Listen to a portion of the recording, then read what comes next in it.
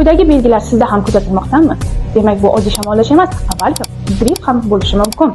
Keling, shamollash va grippning farqlarini bilib olamiz. Shamollash odatda asta-sekin boshlanadi. Burun bitishi, oqishi, tomoq og'rig'i va yengil holsizlik bilan kechadi.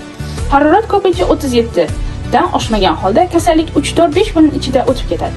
Gripp esa to'satdan boshlanadi. Bir necha soat ichida ahvol keskin yomonlashadi. Harorat esa 38-40 darajagacha ko'tarilishi mumkin. Kuchli holsizlik, mushaklarda va boshda og'riq seziladi. Qaltirash va quruq yo'tal kuzatiladi. Grippda ba'zan ko'ngil aynishi va ko'zlarda og'riq ham bo'lishi mumkin.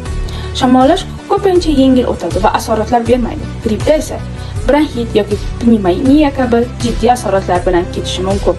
Gripp yosh bolalarda, keksa yoshdagi insonlarda, homilador ayollarda va surunkali kasali bor bemorlarda og'ir o'tishi mumkin. Gripp va shamollash o'rtasidagi farqni aniqlash hayotingiz uchun muhim qarorlardan biri hisoblanadi.